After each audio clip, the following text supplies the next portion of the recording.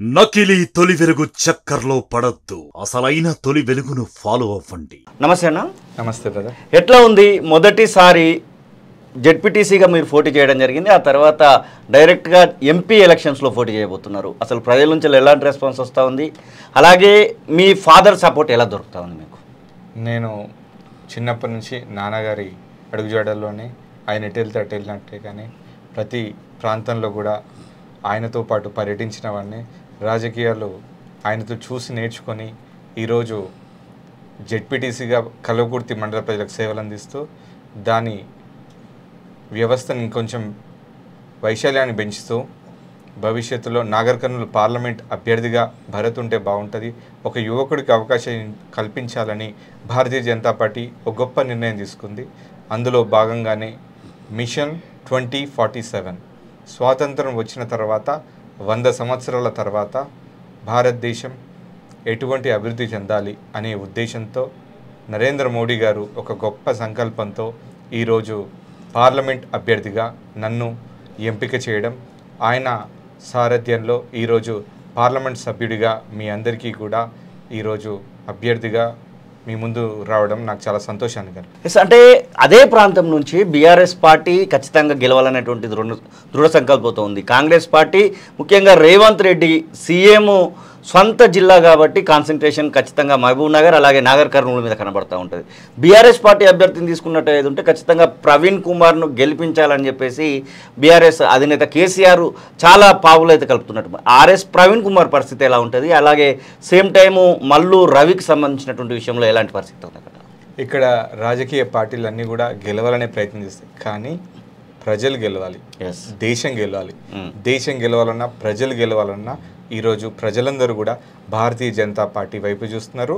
మనకు ఒక లీడర్ ఉండాలి, ఒక క్యాప్టెన్ ఉండాలి.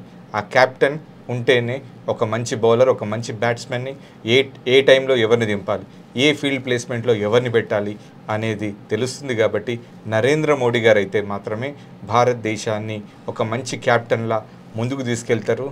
ఇప్పుడు నాకు బ్యాటింగ్ ఏమైనా అవకాశం ఇచ్చిండు, నాగర్ కర్నూలు ఫీల్డ్లోకి దించిండు, నేను బ్యాటింగ్ చేసి వాళ్ళందరినీ కూడా బయటికి పంపిస్తాను. కేవలము వంశపారంపర్యంగానే భరత్ వస్తున్నారు, భరత్ ప్రసాద్ వస్తున్నాడు అనేటువంటి ఒక వాదన ఖచ్చితంగా అపోజిషన్ వాళ్ళు తీసుకొచ్చే అవకాశం ఖచ్చితంగా కనబడుతుంది. ఆ అవకాశం ఉన్న దాన్ని మీరు ఎట్లా దీన్ని జంప్ చేయదలుచుకున్నారు? ప్రజల్లోకి కేవలం భరత్ ప్రసాద్గా ఎలా ముందుకు పోదలుచుకున్నారు? ఖచ్చితంగా నేను మా నాన్నగారి మంచితనాన్ని కొనసాగించుకుంటూ, ఆయన వంశపారంపర్యంగా నాకు ఇచ్చింది ఆయన మంచితనము, మంచి పేరు మాత్రమే, దాన్ని ఖచ్చితంగా కొనసాగిస్తాను. ఇది రాజకీయం కోసం కాదు, ప్రజల కోసం. నేను కూడా 5 సంవత్సరాలు జెడ్పీటీసీగా పనిచేశాను. పనిచేస్తూ ప్రజలందరికీ కూడా అందుబాటులో ఉంటూ ప్రతి గ్రామాల్లో కూడా తిరగడం జరిగింది. ప్రతి హాస్పిటల్కి, స్కూల్కి, అంతెందుకు గురుకుల స్కూల్కి వెళ్ళి అక్కడ భోజనం పెట్టకపోతే రాత్రి 2 గంటల వరకు ఆ పిల్లలకు మంచి భోజనం, చదువు అందేలా నేను కృషి చేయడం జరిగింది. నాకు ఆ ప్రాంతం అడుగడుగునా తెలుసు, ప్రతి ఊరిలో తెలుసు. కానీ గత 5 సంవత్సరాల్లో ఈ ప్రాంతంలో మా 3 అభ్యర్థుల్లో నాగర్ కర్నూలు పార్లమెంట్లో ఉన్నది నేను ఒక్కడిని మాత్రమే. మిగతా వాళ్ళు ఒకరు సిర్పూర్లో వెళ్ళి పోటీ చేస్తున్నారు, ఒకరు జడ్చల్లో పోయి రోజు వస్తారు. కానీ నేను మాత్రం అక్కడే ఉంటాను, ఆ ప్రజల కోసమే పనిచేస్తాను. ఎట్ ద సేమ్ టైము ఉమ్మడి మహబూబ్ నగర్ రాజకీయాలు ఒక డిఫరెంట్గా కనబడతా ఉంటాయి. ఇప్పుడు ఒక్కొక్కరు ఒక్కొక్క రకమైనటువంటి థాట్స్తో కనబడతా ఉంటారు. పోతుగంటి భరత్ ప్రసాద్ అక్కడ రాజకీయ ఎత్తుగడలను తట్టుకొని నిలబడి గెలవడానికి అసలు మీ దగ్గర ఏం అస్త్రాలు ఉన్నాయి? రాములు గారు అంటే ఇక్కడ ఆల్రెడీ సిట్టింగ్ ఎంపీగా కొనసాగుతున్నటువంటి వ్యక్తి, అలాగే 3 సార్లు ఎమ్మెల్యేగా మంత్రిగా పనిచేసినటువంటి అనుభవం అయితే కనబడతా ఉంది. అది కాకుండా ఇంకా ఎలాంటి విషయాలు మీకు గెలవడానికి ఉపయోగపడతాయి అనుకుంటున్నారు? పాలమూరు బిడ్డ అంటే ఎంత గట్టోడో చూపించడానికి మన సీఎం రేవంత్ రెడ్డి గారు ముఖ్యమంత్రిగా ఈరోజు అవ్వడం జరిగింది. అదే స్ఫూర్తితో ఆయన కూడా జెడ్పీటీసీగా తన కెరీర్ని స్టార్ట్ చేశారు. నేను కూడా జెడ్పీటీసీగా, అతను కూడా ఎంపీగా వెళ్ళారు, నేను కూడా ఈరోజు ఎంపీగా పోటీ చేయడం జరుగుతుంది. భవిష్యత్తులో పాలమూరు అంటే వెనుకబడిన జిల్లా కాదు, ఒక మంచి నాయకులను అందించే జిల్లాగా భవిష్యత్తులో తరాలు చెప్పుకునేలా కొనసాగిస్తాం. రాములు ఇప్పుడు సిట్టింగ్ ఎంపీగా అక్కడ ఉన్నటువంటి పరిస్థితి, మీ డాడీ అలాగే ఎమ్మెల్యేగా 3 సార్లు గెలిచినటువంటి సందర్భం ఉంది, అలాగే మంత్రిగా కూడా పనిచేసినటువంటి సందర్భం ఉంది. మీ డాడీ చేసినటువంటి సేవలు ప్రజలు గుర్తించి భరత్ ప్రసాద్కి ఓటు వేయాలి అనేటువంటి సిచ్యువేషన్ ఎక్కడైనా కనబడతా ఉందా? ముఖ్యంగా మీ డాడీ ఎమ్మెల్యేగా గెలిచినటువంటి ప్లేసులలో కానివ్వండి, ఎంపీగా చేసినటువంటి సేవల గురించి మాట్లాడుకుంటే. ఖచ్చితంగా వేస్తారు. ఎందుకంటే నాన్న జీవితం అంటే గత 30 సంవత్సరాలుగా ప్రజలకే అంకితం చేశారు. ఒక మార్కెట్ యార్డ్లో సెక్రటరీగా పనిచేస్తూ ఆ ఉద్యోగానికి రాజీనామా చేస్తూ దివంగత మాజీ మంత్రివర్యులు మహేంద్రనాథ్ గారి ఆశీస్సులతో ఆ రోజు 1994లో అచ్చంపేట నుంచి మొదటిసారి పోటీ చేసినప్పుడు 47,000 మెజారిటీతో మొదటిసారి ఎమ్మెల్యేగా ఆయన ఎన్నుకోబడ్డాడు.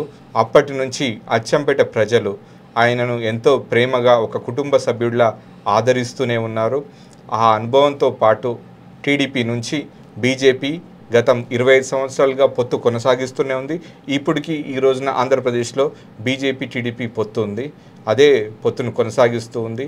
అదే కార్యకర్తలు కానీ ప్రజలు కానీ నాన్న చేసిన మంచి పనులు కానీ వీటన్నిటినీ కూడా ఒక ఎంపీగా ఆయన సాధించిన నేషనల్ హైవే కానీ దేశంలోనే మొట్టమొదటి సస్పెన్షన్ బ్రిడ్జ్ సోమశిల దగ్గర నుంచి సస్పెన్షన్ బ్రిడ్జ్ కానీ వీటన్నిటి కూడా ప్రజలు గమనిస్తున్నారు.